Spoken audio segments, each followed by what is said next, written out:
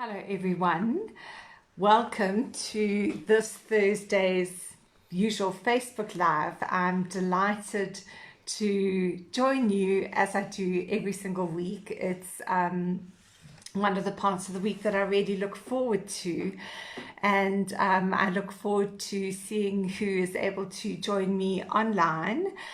So if you are able to join me live, just put a hashtag live in the comments below. And if you happen to be watching on replay, put a hashtag replay in the comments below so that I know when you manage to catch up with it. I know that lunchtime is a busy time for a lot of you who may be homeschooling your children at the moment because of the coronavirus or just school holidays having started. I don't know about these things because I don't have children, so I keep track of them via my friends. But I'm hoping that the reason why some of you joined me today is because you were a little bit kind of puzzled, attracted or amused by the photograph that I put in the introduction to today's talk, which is all about asking, do you actually, would somebody be able to easily differentiate between you and any other coach if you were standing in a lineup with a paper bag over your heads? So probably apart from the fact that people might be able to tell your relative heights, your race, your gender, which are really quite generic things, there's very little else that people would be able to tell you if you were all dressed more or less identically and had a paper bag over their face. So today my task is to talk about 6 really easy and simple things that you can do to start to stand out in the market. And I have kept these very unintimidating, very easy and very quick to implement. So before I go any further, let me get the housekeeping out of the way, which is, for those of you who haven't met me before, my name is Megan Hudson. I'm a niche nuts, tree-hugging, dog-loving coach. Many of you who've been following me for a while know that I love taking my dogs for a walk regularly in the forest, and that's an essential part of my business practice because it's where I do a lot of my thinking and, strategic thinking and planning on behalf not just of myself but also of my clients, and I make copious verbal memos on my phone while I'm doing it. But I specialize in helping coaches find and define your niche, because I think that that's the cornerstone of really important being able to stand out in the marketplace, and in a marketplace that is increasingly becoming more overcrowded. The last time I looked on LinkedIn, there were over 6 million people describing themselves as coaches. And we know that after word of mouth referrals, LinkedIn rates as the second highest place where people actually get their coaches from. So if you are one of those 6 million, you're going to have to work jolly hard to actually be the person who stands out, whose profile that your potential client actually lands on and says, this is the person that I want to work with. This is the person who jumps out at me, who I resonate with and feel that I've, already developed enough of a relationship to reach out to this person, perhaps just for a chemistry call. So let me talk very basically about one of your first jobs as a coach is you are running a business. And the interesting thing is I'm working with someone at the moment. Please excuse me shifting in my chair, but I like to sit with one foot, the most dreadful posture. But I like to sit with one foot up on the chair, and I need to change them every now and again to feel comfortable. So I'm working with someone at the moment who is one of her biggest mental shifts, and I don't know whether this resonates with you, is the fact that she started coaching as a bit of a side hustle to kind of keep her occupied while she was busy raising her small children. And the children have now gotten to an age where they are independent, they don't need her presence so much. She still is, kind of mom on demand to help out with homework, but under normal circumstances, that would just be in the afternoon. We're talking exceptional circumstances at the moment where the children are still at home and not able to attend school. But her mental shift is really big around moving from what has been a side hustle to perhaps give her a little bit of extra pocket money to treat the kids, to do something nice with them, to spoil the family, to something that she wants to turn into a really viable and profitable business. And one of the first things that she has had to do is the whole branding exercise. So to create a strong and recognizable brand for her coaching business. And she's done a really great job. In fact, I love the colors that she's chosen. One of them is quite similar to the color that, I'm wearing, which is one of my corporate colors. And in fact, if you go over most of my videos, you will see that I try and make a habit of always appearing in one of my corporate colors. Now, one of them happens to be gray.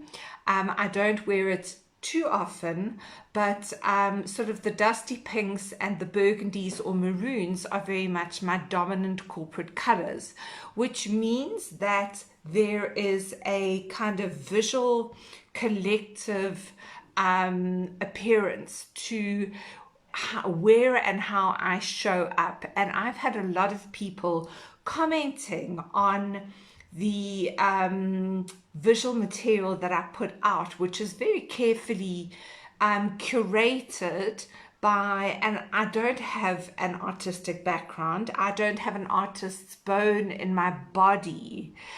All I know is these are my colors, and so when I choose pictures, I try and choose pictures that fit the topic and that also fit roughly into the color scheme. Okay, so it's as simple as that. So you've got to be quite intentional about your brand colors and how you show up, so that when people see you, immediately there is this kind of subconscious association that they are making with the brand persona that you are presenting. So that's the first thing, is to select your brand colors. Now, there are any number of ways of doing this. I just used an app online. I teach my students in my 12-week course how to use it, and I created a palette of, in fact, I can show it to you. I created a palette of different colors that it's very easy for me to refer to see whether or not something kind of fits that particular color scheme. Your next job now is having decided on your brand colors, and I decided on colors that I like, which coincidentally down the line ended up actually having a meaning for hi Catherine, I can see you there. It's lovely to see you and your gorgeous dog. So thanks for joining me. But as it turned out, the colors that I chose have got symbolic meanings around approachability, friendliness. I can't remember, the dusty pink apparently has got something to do with connection to higher spirituality. But these were just colors that I chose because I liked them. The other way that you might approach this project is to choose colors that have got specific meaning and specific significance, because you want to use your brand colors to put some kind of a message across about what you stand for, what kind of work you do, and who you are possibly as a person. So there are two different approaches, in my opinion, to choosing your brand colors, and there may be millions more. But your next step is, because we're working predominantly online at the moment, is you want to make sure that when you are showing up online, so on Skype, on Zoom, GoToMeetings, MS Teams, that you have created your own account and you've taken the time and trouble to go into that account and to upload a branded picture, photograph of you, or at the very least a professional head and shoulders shot, which is not an expensive thing to do, but it is one of the best investments you will ever make in your coaching business, is just to get that head and shoulders shot to start off with. It should not cost you more than 250 to 500 Rand. But to go into these various online platforms and to upload this professional photograph of you. Also, I mean, in my situation, I did a branded shoot in December last year, and I've got a really good friend who I actually did a bar. She's a professional photographer, and I did a barter deal with her where I redid her website for her, and she did my brand photo shoot. And I still think to this day that I got the better end of that bargain. But you have to make sure that when you show up online, you are showing up in the most polished and professional way, because you want people to think of you in your professional capacity and not just some yahoo who doesn't know how to use the software properly, and so you show up with this blank photograph. In fact, LinkedIn has some research that shows that LinkedIn profiles that do have photographs get something like 44% more views than those that don't have photographs. And I know, for an example, that if somebody hasn't put a photograph up and hasn't gone to a little bit of trouble explaining who they are and what they do, I immediately decline their invitation to connect. I don't even take the time and trouble to go through their profile to find out a little bit more about them and whether or not they would be an appropriate connection. So this naturally gives me a lovely segue into my next tip, my third tip, which is all about your LinkedIn and Facebook headers. Now, here's the thing. You are a coach and you've got a personal LinkedIn profile and a personal Facebook page. And you may be having this tug of war between the degree to which you want to use these for your business. Well, it's a no-brainer that you are going to be using your LinkedIn profile for business. LinkedIn is a professional networking platform.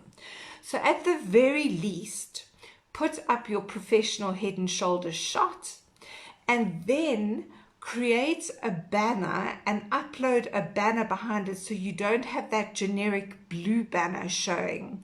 That tells people what you do, that you are a professional coach specializing in working with X people who have Y problems, or the results that you get with your clients are A, B, C through coaching.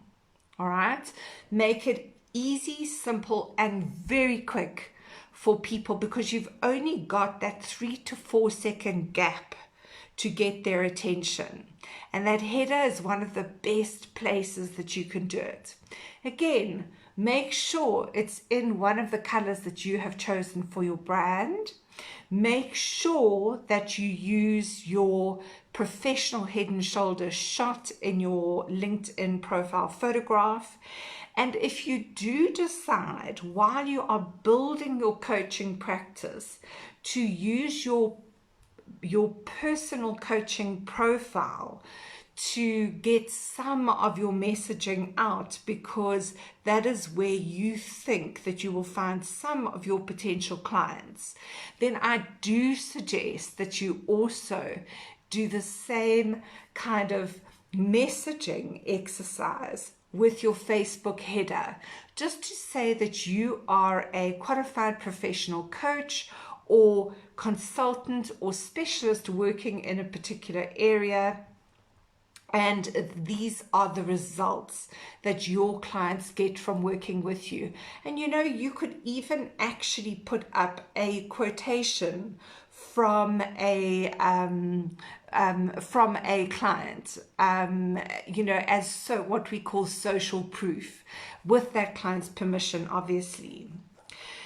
The next thing that I want to recommend that is also really, really low cost, it costs under 100 Rand, and I know that it made a tremendous impression every time in the days that we were still allowed to go to networking events. I had my own personal branded name tag made, rather than wearing one of those stickers that would half fall off and, you know, just look really, really tacky, and was written, you know, half illiterately, so that people could hardly even read your name. I went to Postnet.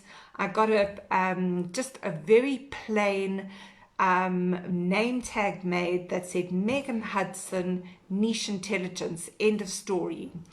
And again, I can't tell you how many people looked at this and said, wow, that really looks professional. That really makes you look professional.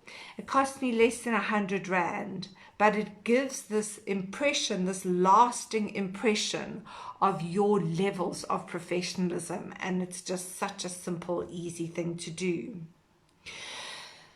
The next point that I want to make is get some kind of an iconic association going with your brand. So for me, there are quite a few. Okay, we know that I am crazy about my dogs. I'm crazy about walking in the forest. So iconic associations with my professional brand are my beloved dogs, and also my talking about, and even, you know, doing some lives in the past where I've been walking, puffing and puffing along the path in the forest. But start building a portfolio of between 3 and 5 kind of personal things that people can start to again associate with your brand. That just the kinds of things that when people see them, they want you want the first thought to come into their mind is, oh gosh, that reminds me of Megan. One of the classic examples is, I love roses. You always see roses in the background in my office, and I've even got these pens with little fake silk roses on the end of them that I use in my office, and I have an entire bouquet of them. There are about 6 or 7 of them. Love them, and they are so me. So I'm quite sure that when people see things like this, like these rose-headed pens that are actually criminally easy to make, not that I've ever tried, but that I would like to think that these are one of the things that would set people's minds off thinking about me. Okay, so we've got my brand colors, we've got walking my dogs, we've got walking my dogs in the forest, we've got silk rose tip pens. These are all small little personal things that bring your brand to life, that make it a lot more 3D, and that start becoming brand icons that bring your brand to mind. The next point that I want to go on to is something slightly more controversial, And the reason why I'm mentioning this is because I think it's quite important in helping us kind of clear through the clutter. And that is that all of us have got some kind of an opinion on something. And that opinion may be on lifestyle choices, it may be on business related issues. And again, I will use myself as an example because I'm an easy example to use. One of my opinions, having come out of over a decade in brand marketing and an above the line ad agency, one of the top agencies in the world, my opinion when I first became an entrepreneur was actually there are ways of marketing your business without having these enormous advertising budgets. And there are things that you can do to draw attention to your business and get publicity without having these unlimited millions and millions of budgets. And I'm talking about back in the early 2000s, where my portfolio, I was responsible for a budget in the region of 45 million Rand. It was a lot of money across some key clients. So that became very much a cornerstone of my business and the cornerstone of the way that I work with my coaching clients, because I know that a lot of us, when we first start out in business, okay, one of the things we don't take into account is that we may need to spend money on marketing and advertising ourselves. And there are all sorts of charlatans out there who are ready to take your money for marketing methods that actually are not right for your brand. And you don't, at the beginning, if you don't have the necessary education, you don't have the ability to hold these up against some kind of a checklist to say, is this the right thing that I should be doing? And is this going to be effective as a marketing tool for me to use with my brand? So that's part of my mission, is actually to educate my clients so that they have a very clear idea of what it is that they need to do in order to get the biggest, best, maximal effect. But there are drawbacks. There's a flip side to it, and that is if you don't have money to spend on advertising, and I want to be specific here and talk about spend money on the right kind of advertising. So the advertising that is going to get you the maximum effect. Okay, if you don't have this wonderful advertising budget to spend every single month, and you're just starting out and you're building up and you're having to do it all on your own, you do need to be able to discern, and you do need to have the tools to be able to discern what is going to give you the best bang for your buck. And so that is really one of the cornerstones of what I educate my clients on. And, you know, they can then take it from there.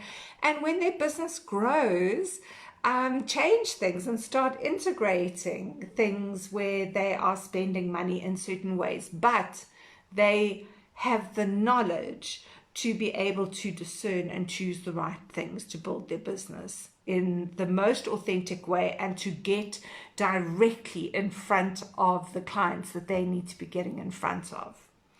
So that's my everything that I had for today. I perhaps haven't said everything on opinion, but I think that holding strong opinions and expressing our opinions, we all have a right to an opinion. I don't think we should be vanilla about how we market and present ourselves in public. And, you know, if somebody disagrees with your opinion, I welcome that personally, because I think that, wow, this person has actually taken the time and the trouble to read through whatever it is, or to watch my video, or, you know, consume whatever it is that I put out there, form their own opposing opinion, and they want to actually challenge me on it and have a conversation about it. And who knows what I can learn from that conversation, because I don't claim to know everything. So I want to encourage you, if you have opinions, put them out there, because those opinions, those things that you firmly believe in, are going to be the things that your potential clients are going to come across, hang on to, and actually resonate with. And that is the way that you will start working with your tribe, the right kind of people who you can get the best effects with, the best results with. So that's all I have to say about opinion.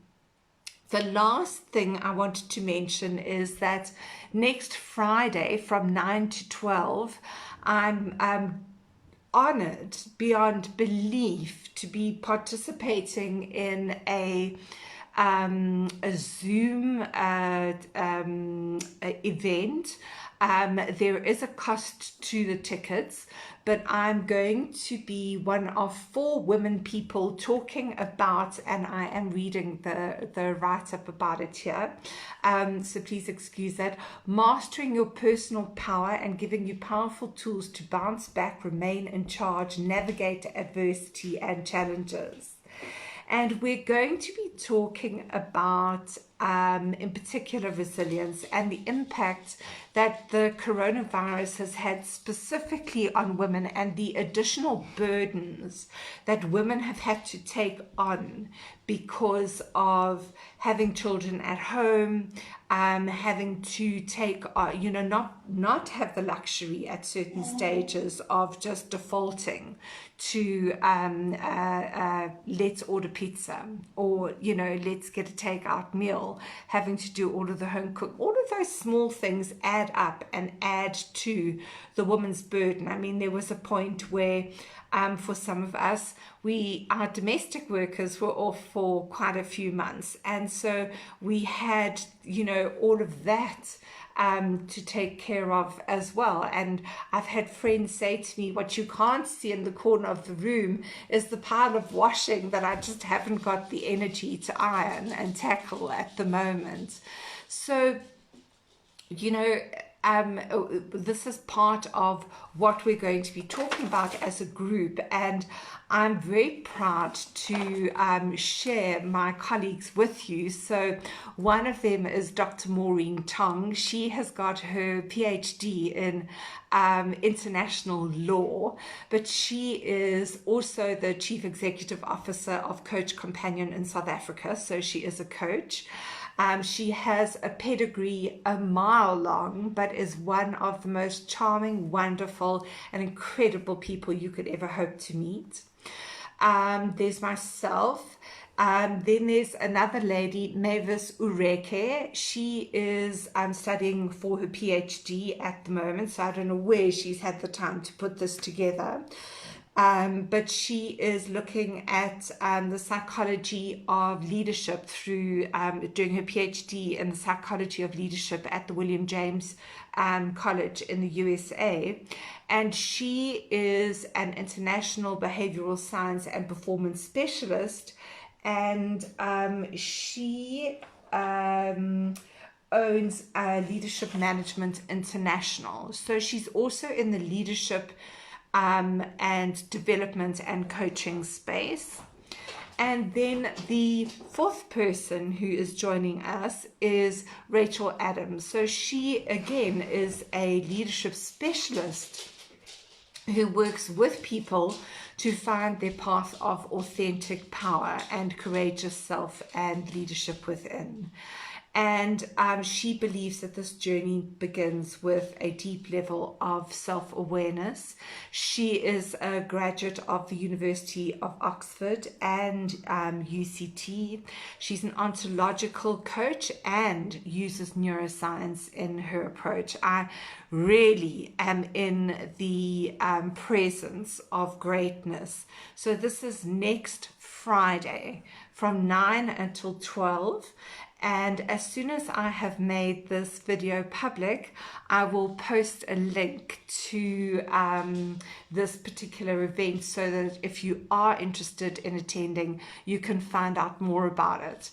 But until then, until next Thursday, 1 o'clock, same time, I will spend about half an hour with you, and I thank all of you who have joined me today. I can see that there are 3 people online, and I am delighted and thrilled by your presence and the fact that you have joined me. Thank you so much, and enjoy what's left of your week. Have a wonderful weekend, and I'll see you next week. Take care. Ciao, ciao.